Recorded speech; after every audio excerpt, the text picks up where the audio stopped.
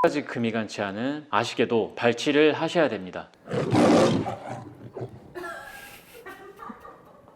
안녕하세요. 치과왕 김태형의 치과의사 김태형입니다. 오늘은 전에 올렸던 영상에서 어떤 분께서 금간 치아는 어떻게 치료를 하면 되는지에 대해서 궁금해 하셔서 오늘은 금이 간 치아에 대해서 알려드리는 시간을 갖도록 하겠습니다. 일단 금이 간 치아는 씹었을 때 시린 증상이 가장 중요한 판단 요소가 되겠습니다. 그러면 금이 간 치아는 왜 시리냐, 왜 통증이 느껴지고 깜짝 놀랄 정도로 환자분께서 고통을 호소하시느냐, 그것은 바로 치아가 뭔가 씹었을 때 금이 가 있는 상태에서는 쐐기를 박아 놓으면 치아가 이렇게 벌어지듯이 금이 간 치아는 벌어지게 되어 있습니다. 우리가 사과 같은 것들을 먹을 때도 살짝만 쪼개져 있으면 살짝만 힘을 줘서 누르면 사과가 쪼개지겠죠. 그거랑 같은 원리라고 생각하시면 됩니다. 치아도 그런 식으로 금이 간 치아는 힘을 주면 살짝 벌어지게 되고, 벌어진 틈 사이로 치아 내부를 흐르고 있는 물이나 영양분 같은 것들이 왔다 갔다 하면서 그때 통증을 유발하게 됩니다. 그러면은 이런 금간 치아를 가지고 있을 때 어떤 치료를 하면 되느냐, 이런 증상이 있다고 해서 무조건 금이 갔을 경우를 가정하고 치료를 하지는 않고요. 금이 간 거는 첫 번째 가정이고, 두 번째로 또 생각해 볼 수 있는 것이 잇몸이 안 좋은 경우입니다. 잇몸이 안 좋았을 때도 뭔가 씹었을 때 시린 증상이 생길 수가 있어요. 통증이 생길 수 있고, 근데 이때 생긴 통증은 그런 날카로운 통증보다는 약간 둔탁한 통증이라고 생각하시면 됩니다. 그럼 약간 판단이 되겠죠. 그럼 어쨌든 이렇게 금이 간 치아를 치과 의사가 발견을 했다? 그러면 어떻게 치료하면 될까요? 먼저 이 금이 간 거는 크게 두 가지로 임상에서 나눠볼 수 있습니다. 물론 더 자세하게 나눌 수도 있지만 환자분들에게 가볍게 알려드릴 수 있는 거는 크게 두 가지인 것 같아요. 첫 번째는 그 금 간 것이 치관에서 끝나는 경우입니다. 치관이라고 하는 것은 치아의 머리를 의미하는데요. 치아의 머리까지만 금이 간 경우에는 치아의 머리를 새롭게 만들어주는 크라운 치료를 하거나 아니면 신경치료를 하고 크라운 치료를 하거나,